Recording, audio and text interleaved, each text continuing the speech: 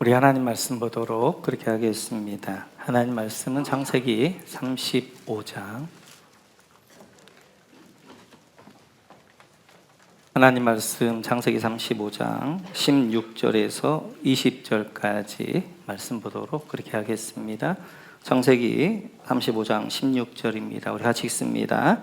그들이 베델을 떠나 에브랏에 아직 채 이르기 전에 라헬이 몸을 불게 되었는데 고통이 너무 심하였다.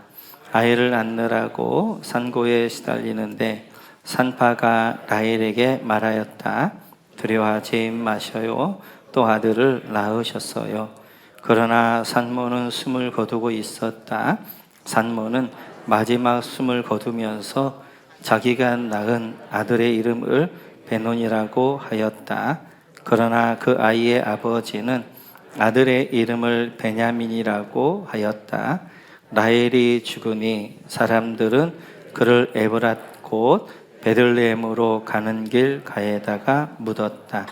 야곱이 라헬의 무덤 앞에 비석을 세웠는데 오늘날까지도 이 묘비가 라헬의 무덤을 가리키고 있다. 아멘.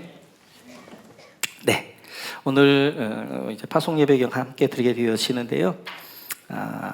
제가 성령 충만을, 성령 체험을 말씀으로 체험했었거든요. 그래서 옷은 이제 그 파주에 있는 금식순회에서 기도하다가 말씀으로 받게 되어졌는데, 그래서 제가 성령 충만한가 안 한가를 알 수 있는 것 중에 하나가 말씀입니다. 근데 제가 요즘 너무 성령 충만한 것 같아요.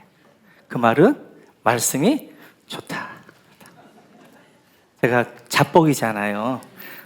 오늘 말씀이 너무 좋더라고요. 그렇게 해서 딱 끝나고 나는데 와, 야, 건대가 많이 컸네 이런 생각이 들더라고요. 굉장히 말씀이 이렇게 쫙쫙 연결되어지는데 짧은 시간에 전해야 되기 때문에 여러분들이 동영상을 통해 몇 번 봤으면 좋겠습니다. 오늘 35장에 보게 되어지면 3명의 죽음이 나와요. 그 죽음을 보면서 우리의 삶이 어떤 삶이 되어질 것인가 하는 것들 한번 같이 나눠보도록 그렇게 하겠습니다. 우리 8절 같이 한번 읽어볼까요? 8절입니다. 같이죠. 시작. 리브가의 유모 드보라가 죽어서 베델 아래쪽 상수리 나무 밑에 묻히니 사람들이 그 나무 이름을 알론 바굿이라고 하였다. 여러분, 여기 리브가의 유모 드보라가 죽어서 밑줄 그어주시고, 첫 번째 죽음이 바로 드보라의 죽음입니다. 근데 오늘 이 드보라는 참 특이해요. 왜냐하면 여자 이름이 성경에 기록되어져요. 그것도 유모의 이름이 성경에 기록되어져요. 그것도 그의 죽음이 기록되어집니다. 그리고 이 유모를 향하여 이 유모에게 이제 야곱 죽자 통곡해요. 그래서 알론 바굿에다가 밑줄 그어주시고 통곡의 상수리 나무라는 기념비적인 이제 세우게 되어집니다. 오늘 드보라는 유모고 여자고 그런데 성경에 그의 이야기를 기록하고 있는 것, 죽음까지 이야기하고 있는 것들을 보면 성경에서 무슨 말씀을 하고 싶은 거예요. 그래서 죽음이 무엇인가, 또한 우리의 삶이 어떤 삶인가 하는 것들을 한번 볼 터인데요. 오늘 드보라가 죽었습니다. 근데 드보라가 다시 살아나요. 우리 한번 사사기로 한번 가볼까요? 사사기 4장 5절입니다. 사사기 4장 5절 같이 읽죠. 그가 에브라임 산간 지방인 라마와 베델 사이에 있는 드보라의 종려 나무 아래에 앉아 있으면 이스라엘 자손은 그에게 나와 재판을 받곤 하였다. 아멘. 드보라의 종려나무 아래 밑줄 그어주시고, 윤회설을 이야기한 건 아니에요. 지금 리브가의 유모 드보라가 죽었는데 몇백 년 후에 사사 드보라로 다시 나온단 말이에요. 그런데 이 유모가 죽었던 드보라의 그 장소와 그 다음에 드보라가 등장한 장소가 같아요. 우리 같이 한번 5절에 보면 라마와 베델 사이에 밑줄 그어주시고, 그러니까 라마와 베델 사이에서 이 드보라가 4대 사사가 되어졌고 그 종려나무 아래에서 재판했다는 것은 사사라는 이야기예요. 그러면 이 라마와 베델 사이가 어딘가 보여주시겠어요? 보면 족장길입니다. 베델과 라마 사이는 미스바입니다. 이 미스바에서 이제 드보라가 사사 활동을 하게 되어지는데요. 우리 한번 다시 창세기 35장 8절로 가시면 이 드보라가 어디 죽냐면 베델 아래쪽에다 밑줄 그어주시고, 이 베델 아래쪽이 바로 어디냐면 베델과 라마 사이 미스바를 이야기하는 거예요. 그러니까 지금 드보라가 미스바에서 죽습니다. 그리고 거기 알론바쿠시라는 이제 곡함의 상수리, 통곡의 상수리 나무 기념비를 세우는데 그 자리에 다시 누가 세워지는 거예요? 사사 드보라가 세워지는 거예요. 사사 드보라가. 그러니까 우리의 죽음이라는 것은 그냥 없어진 죽음이 아니라 뭔가 이제 우리 믿는 사람의 죽음 자체는 뭔가 좀 달라요. 그런데 오늘 이 드보라를 가리켜서 사사기서 5장 7절을 보면 이렇게 이야기합니다. 사사기 5장 7절 같이 읽죠. 시작. 나 드보라가 일어나기까지 이스라엘의 어머니인 내가 일어나기까지 이스라엘에서는 용사가 끊어졌다. 이스라엘의 어머니 밑줄 그어주시고. 그러니까 지금 5장은 드보라와 바락이 가나안 왕 야빈을 승리하고 이스라엘 구원한 다음에 드보라의 노래예요. 그래서 드보라를 뭐라고 하냐면 이스라엘의 어머니다라고 하게 되어져요.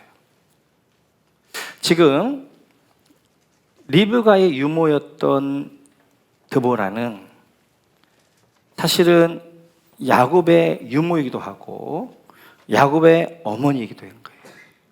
그래서 야곱이 태어날 때부터 그래서 이제 밧다람에 살다가 그가 이제 리브과 함께 가나안 땅에 오게 되어집니다.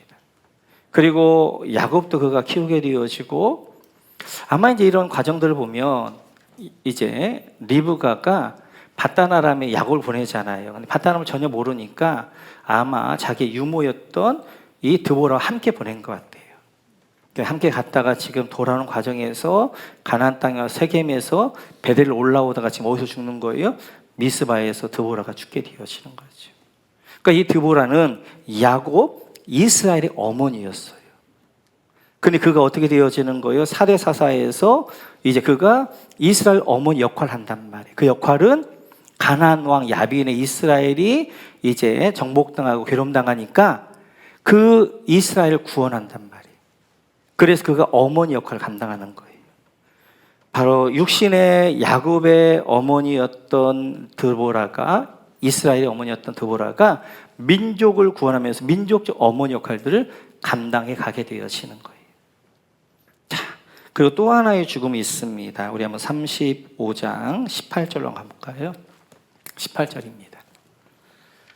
같이 읽죠. 그러나 산모는 숨을 거두고 있었다. 산모는 마지막 숨을 거두면서 자기가 낳은 아들의 이름을 베논이라고 하였다. 그러나 그 아이의 아버지는 아들의 이름을 베냐민이라고 하였다. 산모는 숨을 거두고 있었다. 밑줄 그어주시고요. 산모는 누구냐면 라헬을 이야기해요. 라헬.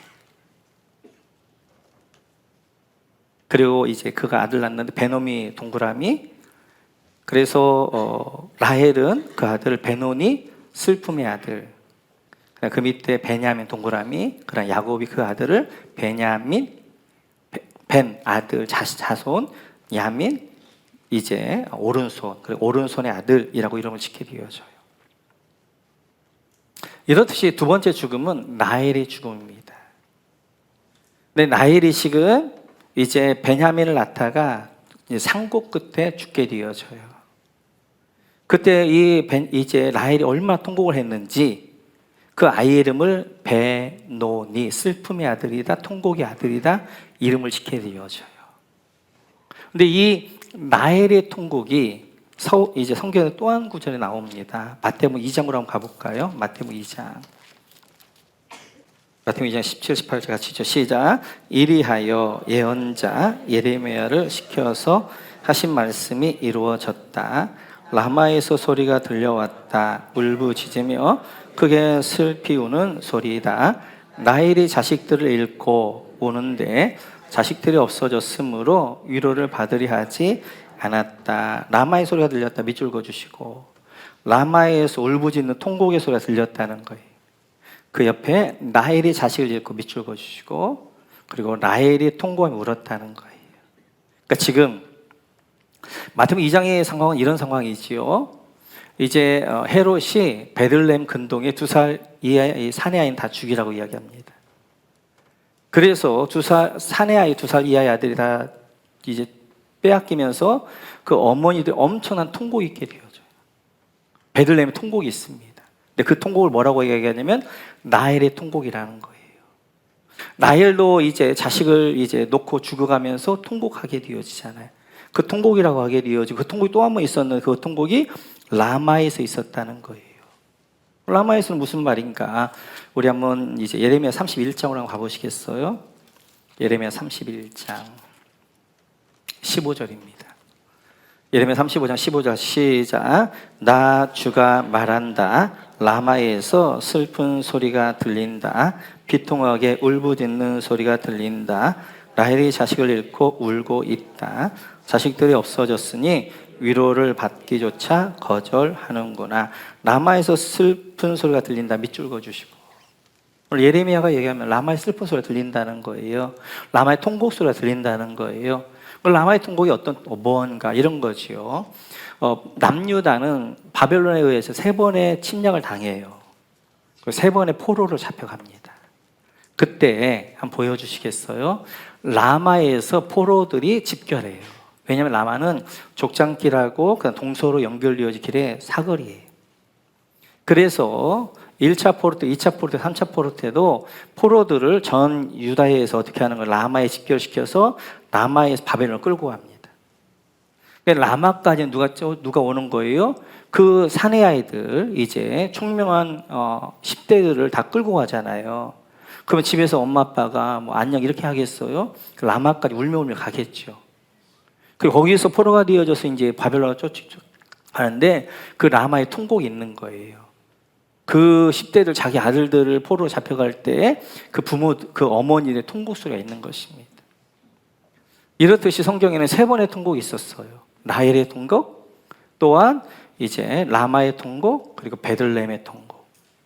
이 3개의 통곡에 공통적인 게 있어요. 그것이 바로 아들을 위한 통곡입니다. 그러면 이때 이들은 유대인들인데 하나를 믿는 사람들인 통곡만 했겠냐는 거예요. 그들은 통곡하면서 뭐 하겠어요? 기도했겠지요. 라헬이 지금 이제 핏덩이에 아이를 놓고 죽어야 된단 말이에요. 그 라헬이 할 수 있는 유일한 길은 기도하는 것밖에 없는 거예요.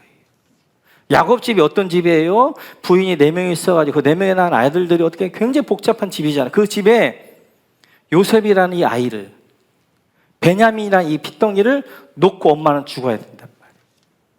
그래서 라헬이 통곡하면서 기도했기, 하나님, 나는 내 생명이 여기까지인데 우리 요셉이를, 우리 베냐민을 하나님이 책임져 주세요 라고 통곡하며 기도하면서 죽었겠지요. 라마에서 이제 이 10대들이, 총명한 아이들이 이제 잡혀갈 때 그 엄마들이 어떤 기도를 했겠냐고요. 하나님, 우리나라가 힘이 없어서 바벨론에게 결국 이렇게 포로로 내 자식들이, 아들이 잡혀가지만 하나님이 함께하여 주세요.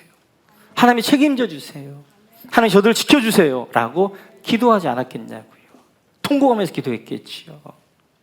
오늘 베들레헴에서 이제 2살 이하의 사내 아이들 다 죽어갈 때 그 어머니들이 어떤 길을 드렸겠냐고요. 피통의 기도, 원통의 기도, 통곡의 기도. 하나님, 저 헤롯의 원수를 갚아주세요.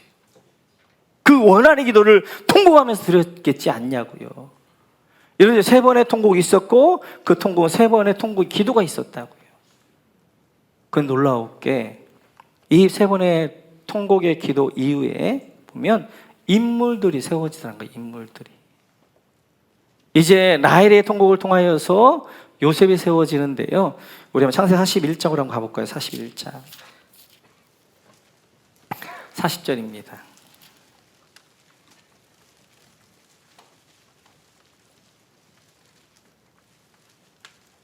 같이 읽습니다. 네가 나의 집을 다스린 책임자가 되어라.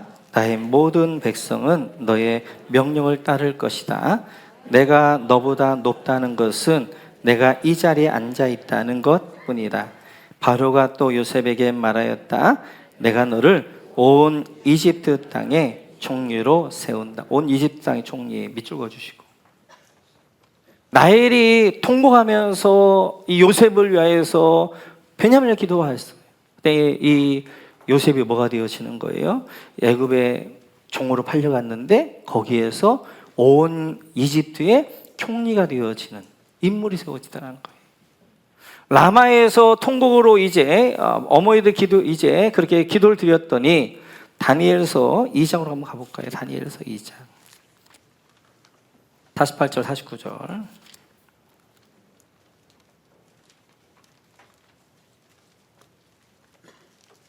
같이 읽죠. 왕은 다니엘의 주의를 높이고 귀한 선물을 많이 주며 그를 바벨론 지역의 통치자와 바벨론 모든 지혜자의 어른으로 삼았다. 또 왕은 다니엘의 요구를 받아들여서 사드락과 메삭과 아벳느고를 세워 바벨론 지방의 일을 맡아서 다스리게 하였다. 다니엘은 왕의 궁전에서 머물렀다.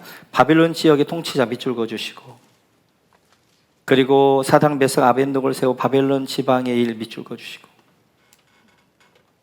이렇게 남하에서 이제 1차 포로로 다니엘과 그 세 친구들이 잡혀가게 되어지는데, 거기에서 그의 어머니들이 눈물로 통곡 기도를 드렸더니 이들이 어떻게 하냐, 다니엘 이제 바벨론에 가서 바벨론의 총리가 되어지고 다니엘 세 친구는 각 지방의 총독들이 되어진단 말이에요.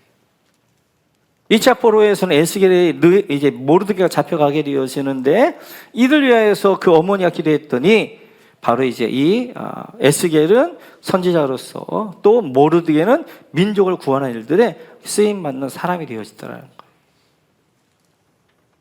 이렇게 통곡의 눈물의 기도가 결국은 인물들을 만들어내게 되어지고, 베들레헴에서도 두 살 이하의 사내아이들의 어머니들이 자신의 원한을 갚아달라고 통곡하며 기도할 때 하나님 어떻게 하셨어요? 바로 온 인류의 메시아이신 예수님이 구원하게 되어진 구원자로 이제 세워지게 되어지는 역사가 있더라는 거예요. 이렇듯이 이스라엘에 세 번의 큰 통곡이 있었습니다. 이제 나일의 통곡, 라마의 통곡, 베들레헴의 통곡. 이 통곡이 기도가 되어지니까 그 통곡이 변화에 뭐가 되어지더라? 인물이 세워지더라. 그래서 요셉이 다니엘 세 친구 에스겔이 모르드게가 세워지고 예수님이 세워지더라 하는 것입니다. 그 성경은 이렇게 말씀하십니다. 시편 한번 볼까요?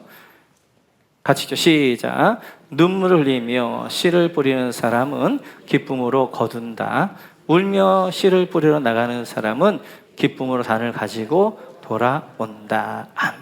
이게 심은 들 거두게 하신 하나님의 역사입니다. 눈물로 심으면 기쁨의 단을 얻게 되어지는 거예요. 그래서 오늘 라헬이 통곡하며 눈물의 기도를 심습니다. 그랬더니 요셉이라는 단을 얻게 되어지는 거예요. 인물을 얻게 되어지는 거예요. 라마에서 이제 다니엘과 그의 친구들의 이제 어머니들 눈물의 기도를 드립니다. 그랬더니 이 다니엘이 이제 포로로 잡혀가서 바벨론의 총리가 되어지고 그리고 각 지방의 총독이 되어지고, 베들레헴의 그 어머니들이 통곡의 기도를 드립니다. 그랬더니 거기서 온 인류 구원자가 되어지는 메시아 예수님이 세워지게 되어진 것들 볼 수 있어요. 눈물로 씨를 뿌린 자는 기쁨으로 단을 거두어. 이것이 하나님의 원리입니다. 여러분, 자녀를 위해 눈물을 흘리시나요? 그 눈물이 눈물의 기도가 되게 하셔야 됩니다. 그것이 눈물의 기도가 되어야 될 때 그 기도는 우리 자녀들에게 자양분이 될 줄로 믿습니다. 시냇가에 심은 나무가 되어지는 거예요. 나무는 물을 먹고 자라는 거예요. 인물은, 사람은 부모의 눈물의 기도를 먹고 자라게 되어지는 거예요. 그래서 그 자녀를 위해서 눈물의 기도를 때 반드시 하나님은 기쁨의 단을 얻게 하는 줄로 믿습니다. 믿습니다. 그렇습니다. 우리도 마찬가지인 거예요.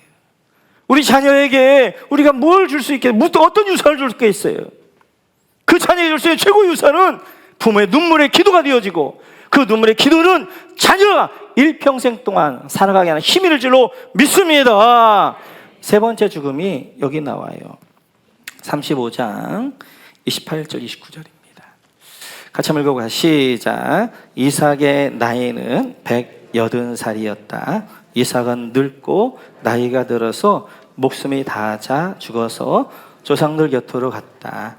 아들 에서와 야곱이 그를 안장하였다. 180살 밑줄 그어주시고, 이삭이 늙고 나이가 들어서 목숨을 다했다. 밑줄 그어주시고, 그래서 이삭이 180살에 죽습니다. 180에. 35장에서 이제 이삭이 죽는 걸 끝나요. 36장에 보면 에서의 족보가 나오면 가로예요. 그리고 바로 넘겨보면 37장에 보면 누가 나오냐면 요셉이 나와요. 요셉이. 이삭이 죽자 누가 살아나는 거예요? 요셉이 살아나는 것입니다. 이삭과 요셉은 비슷한 게 굉장히 많아요. 그 중에 하나가 뭐냐면 이삭과 요셉은 동일하게 십자가와 부활을 경험합니다. 이삭은 모리아산에서 제단 위에서 죽어요. 십자가를 경험해요.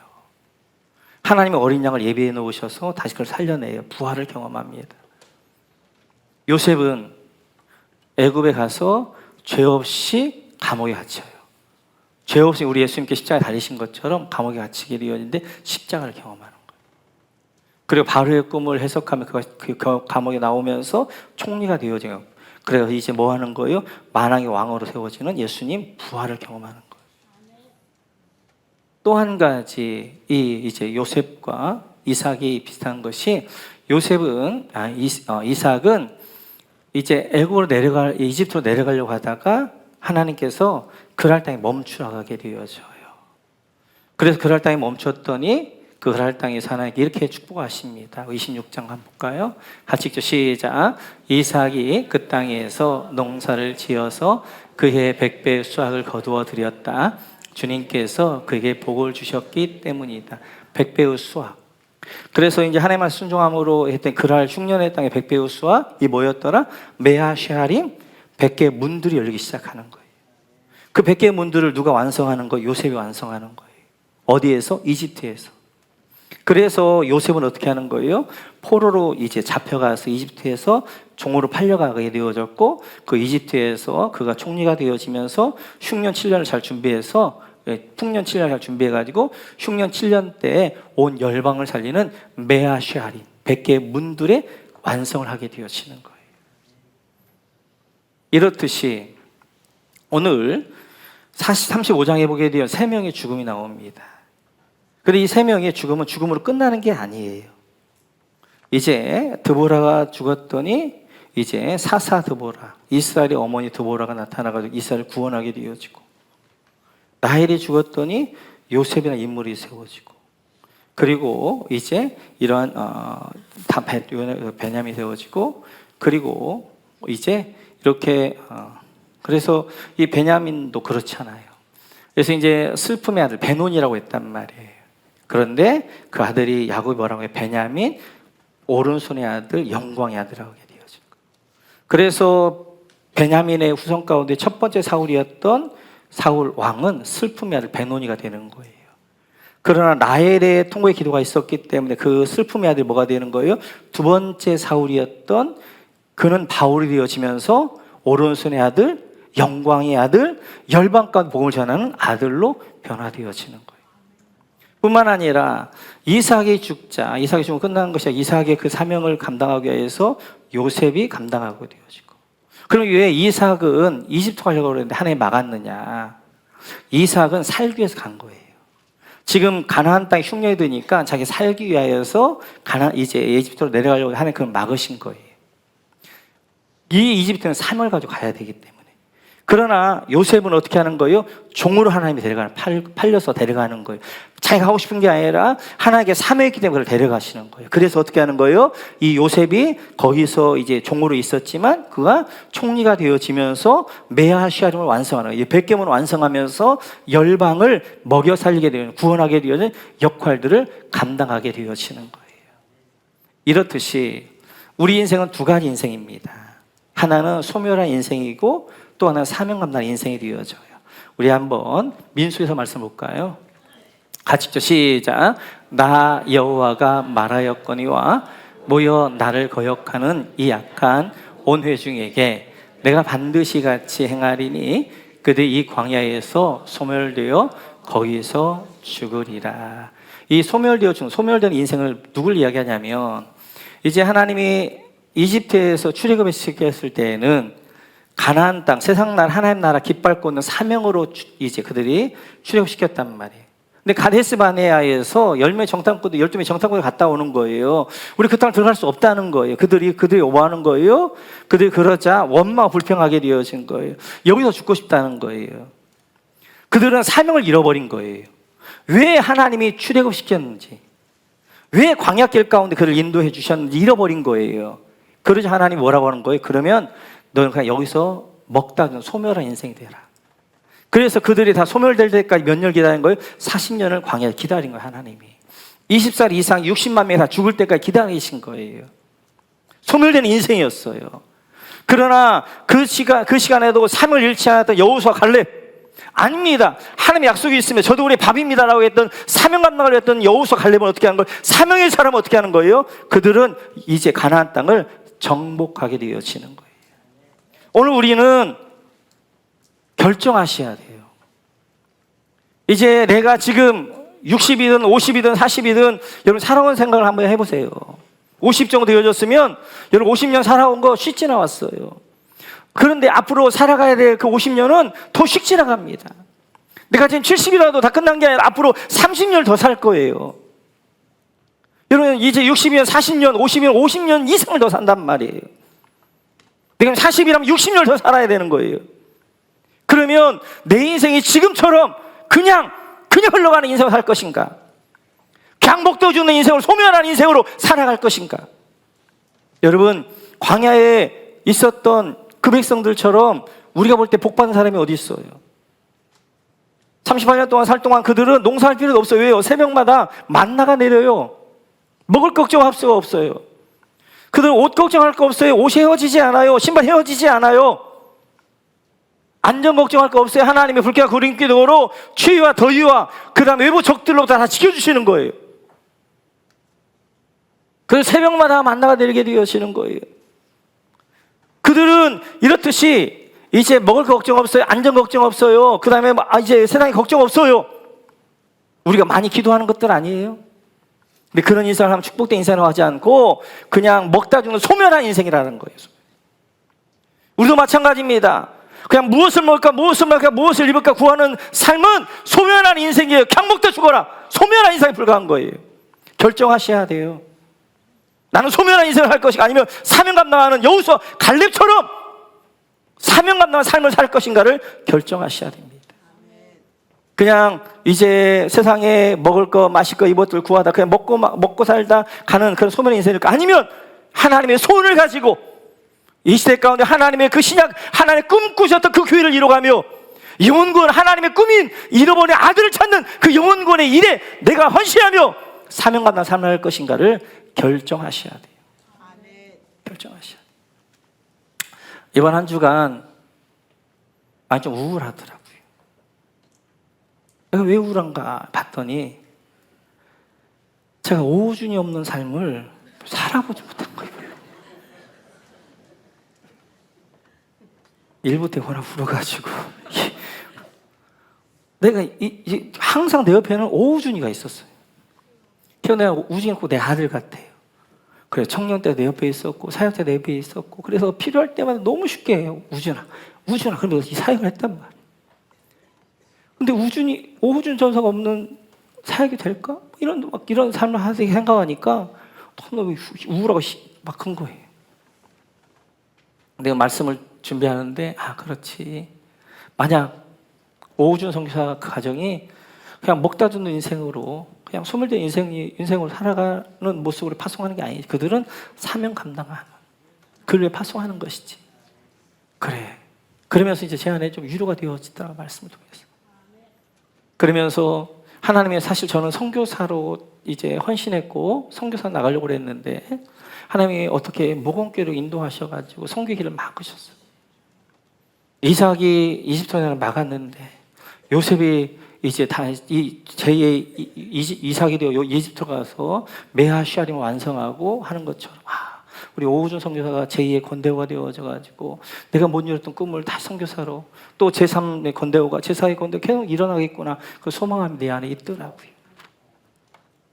오늘 우리 오우준 선교사 가정 우리가 파송하는데, 우리가 파송하는데 중요한 것은 오늘 라마의 이제 나엘의 통곡의 기도, 그리고 라마의 통곡의 기도, 베들레헴의 통곡의 기도가 그 인물을 세웠던 것처럼 우리 오우준 선교사나 김혜일 선교사를, 그리고 오느리와 오로지를 파송하는데 그들을 세워가는 것은 우리의 기도인 줄로 믿습니다. 우리 눈물 기도인 믿습니다. 우리 기도를 통하여 저들은 열방 가운데 잘 뿔을 내릴 뿐만 아니라 수많은 영적 도전들과 사단과의 싸움 가운데 승리하는 가정으로 세워줄 줄 믿습니다. 함께 기도함으로 이 선교사에 동참하시는 기도 선교사로 함께하는, 그래서 우리의 선교사, 나의 선교사 함께 나가는 축복과 은혜가 함께 하시기를 주님의 이름으로 축원합니다.